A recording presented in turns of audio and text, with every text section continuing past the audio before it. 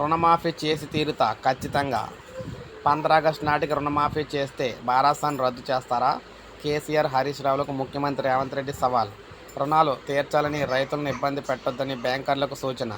రాబోయే వరి పంటలకు 500 బోనస్ ఇస్తామని కూడా వెల్లడి. సో మొత్తంగా చూసుకున్నట్లయితే సాక్షిగా జోగులాంబ గద్వాల అమ్మవారి సాక్షిగా, ఇక్కడ సేవాలాల్ సాక్షిగా మాట ఇస్తున్న ఆగస్టు 15 తేదీలోగా 2 లక్షల రుణమాఫీ చేసి తీరుతామని పిసిసి అధ్యక్షుడు ముఖ్యమంత్రి రేవంత్ రెడ్డి అన్నారు. రుణమాఫీ చేయకపోతే సీఎంగా రాజీనామా చేస్తారా అని బారాస నేత హరీష్ రావు అడుగుతున్నారని, 15 ఆగస్టు నాటికి రుణమాఫీ చేస్తే బారాసాను రద్దు చేసుకుంటారా అని చెప్పేసి కేసీఆర్ హరీష్ రావును ఆయన అయితే సవాల్ చేశారు.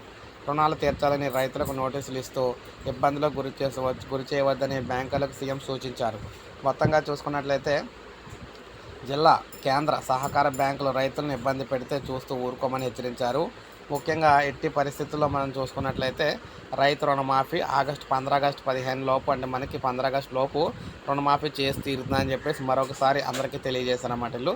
సో దీన్ని బట్టి ఖచ్చితంగా మనకు అర్థమవుతుంది, రుణమాఫీ అయితే ఖచ్చితంగా అయిపోతుంది మనకు ఆగస్టు 15 లోపు.